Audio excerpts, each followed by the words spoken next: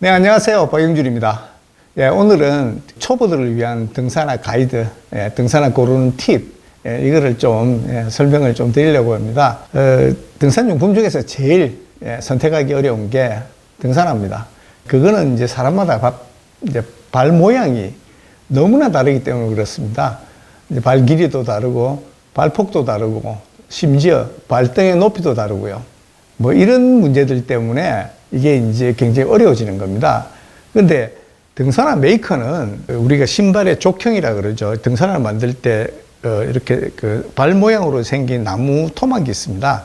그 나무 토막에다가 이제 가죽을 이렇게 잡아 당겨서 이렇게 씌워서 형태를 잡게 되는데, 문제는 이제 그 목형이 이게 아주 저렴한 게 아닙니다. 그래서 등산화 회사가 등산화마다 그 족형을 다 가질 수도 없고요. 그 때문에 이제 뭐 족형이라 그러면 그 이제 영어로는 라스트라고 하는데요. 그거를 이제 라스트를 이제 몇 세트 정도 이렇게 갖고 있는 거죠. 그래서 이제 등산화를 제작하게 됩니다. 그래서 이제 어떤 말들이 나오냐면, 어떤 메이커의 등산화는 발볼이 느르더라, 또 어떤 메이커의 등산화는 발볼이 좁더라, 또 어떤 거는 뭐 발등이 높더라, 낮더라, 이런 이야기들이 이제 나오게 되는 겁니다. 그래서 이게 이제 굉장히 어려운데요. 사실은 또 하나 어려운 점은 뭐냐면, 초보들은요, 등산화를 신었을 때 그게 자기의 발에 맞는지 안 맞는지를 파악할 수 없다는 겁니다. 어떤 신발은 딱 신었을 때는 굉장히 좋은데, 걷다 보면, 발이 여기저기 까지기도 하고 이런 경우도 생기고요. 또 어떤 신발은 샵에서 신어볼 때는 약간 타이트하지 않나 싶었는데, 실제로 걸어보면 잘 만든 경우도 생기는 거예요. 그 때문에 등산화는 사실은 물론 이제 샵에 가서 이제 신어보고 사는 게 그나마 제일 나은 방법이긴 하지만은 그게 전부는 아니다, 이렇게 말씀드릴 수 있습니다. 그리고 또 하나 이제 생각하셔야 될 게 있어요. 뭐냐면, 등산화를 가면 무지하게 종류가 많이 있습니다. 발 높은 거, 낮은 거, 그 다음에 뭐 가죽으로 된 거, 또 합성 피혁이나 또는 뭐 합성 섬유로 만든 거, 그리고 또 모양도 천차만별이죠. 근데 등산화는 등산화마다 용도가 있습니다. 그러니까 어떤 신발은 8,000m 이상 갈 때 쓰는 신발이고, 어떤 거는 뭐 3,000m 이상의 알파인 영역에서 사용할 수 있는 등산화고, 뭐 어떤 등산화는 알파인 영역 못 가서 약 1,000m에서 한 2,000m 사이 이거를 주로 다닐 수 있는 그런 등산화가 있고요. 그 다음에 뭐 둘레길 정도 아주 높지 않은 산을 이렇게 당일 산행을 하는데 적합한 그런 등산화가 있는 거죠. 그리고 이거는 등산은 아니지만은 트레일런이라고 산에서 뛰는 사람들을 위한 신발도 있습니다. 저 같은 경우는 이제 뭐 뒷동산을 간다, 뭐 뒷산이 한 460m, 500m 정도 되거든요. 그 길을 갈 때는 그냥 트레일러닝화를 신습니다. 왜 그러냐면 트레일러닝화가 가볍거든요, 첫 번째. 그리고 또 트레일러닝화는 신기도 쉽습니다. 굉장히 쉽게 돼 있어요. 운동화처럼 생겼으니까. 그 다음에 이제 산에서 제일 문제는 미끄러지는 거거든요.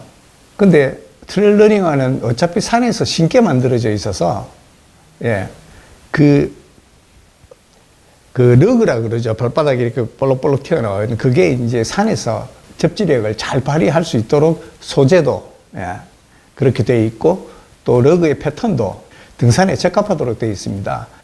그리고 또 트레일러닝화들은 대부분 다 발 앞꿈치, 그리고 발 뒤꿈치 쪽에 약간의 보강재가 붙어 있습니다. 일반 그 러닝화나 보통 우리가 스니커라 그러죠. 스니커하고 좀 다릅니다. 앞에 그런 부분이 있어서 산에서 돌부리를 차더라도 안 아프게 되어 있습니다. 물론 등산화만큼 그렇게 단단하게 되어 있지는 않지만은 어느 정도 이제 발을 보호할 수 있도록 이렇게 되어 있어요. 그래서 트레일 러닝화부터 우리가 이야기하는 뭐 중등산화 또는 알파인용 등산화까지 워낙 종류가 많고, 일반 소비자들이 그거를 봤을 때 그거를 분별해낼 수 있는, 구분해낼 수 있는 방법은 사실은 별로 없습니다. 그래서 등산화를 또 사시다 보면 등산화가 많이 필요하세요. 괜히 무거운 등산 이제 신기 싫으니까 뭐 가까운 데 갈 때는 운동화도 신으시고 뭐 그렇게 하는 거거든요. 트레일 러닝화도 신고 저 같은 경우는 또는 발목이 낮은 등산화를 너무 가벼우니까요. 그렇게 사용할 수도 있는 겁니다.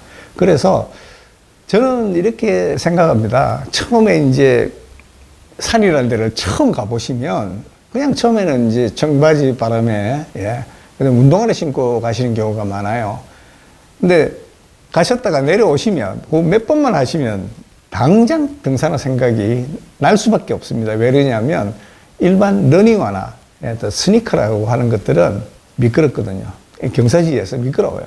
그 때문에 등산화가 필요해지는 겁니다. 그러다가 또 뭐 그렇게 산에 가다가 또 돌뿌리라도 한번 차게 되면 엄청나게 발가락이 아픕니다.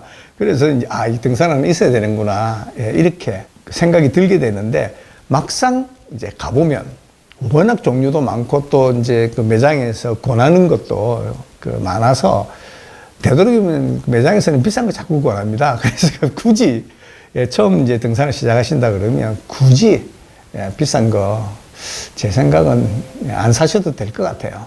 그냥 등산화 매장에 가서 그냥 뒷산 가볍게 왔다 갔다 한다 정도 이야기하시고 거기 맞는 등산화를 일단은 한번 구입하셔가지고 신어보셔야 합니다. 등산화는 경험이 필요합니다. 반드시 경험하셔야 돼요. 그러면 이 등산화가 예를 들면 발목을 잘 못 잡아준다. 또는 발이 안에서 밀리더라. 안 그러면 발 뒤꿈치가 까지더라. 또는 발바닥이 아프더라. 이 등산화. 그래서 그 등산화의 단점들을 아시게 돼요. 다니시다 보면. 그러면 나는 앞으로 등산화를 고를 때, 선택할 때 어떤 점을 주의해서 골라야 되는구나 알게 되는 겁니다. 그때부터.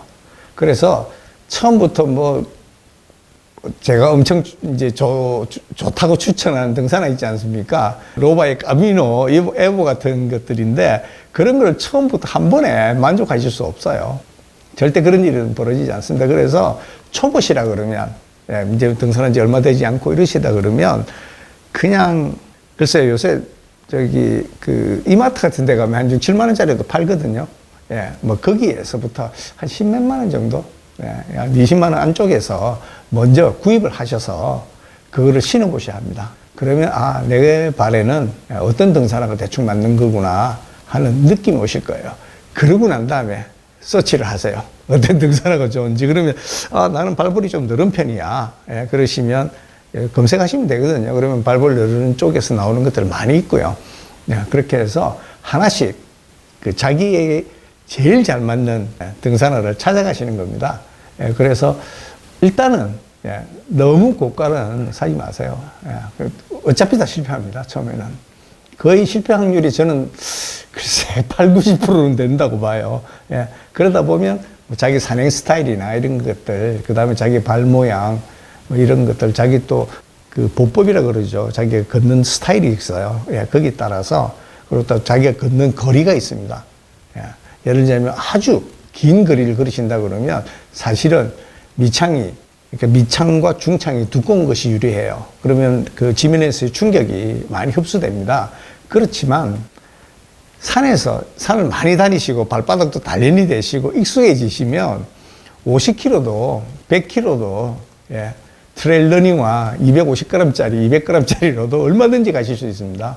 그래서 그거는 이제 발이 자기가 가는 거리에 어떻게 적응되느냐에 따라서 또 다른 문제거든요. 그래서 처음에는 너무 한 번에 잘하시겠다 욕심내지 마시고 특히 등산의 문제는 차근차근 하나씩 풀어가시기 바랍니다. 오늘은 여기까지입니다. 감사합니다.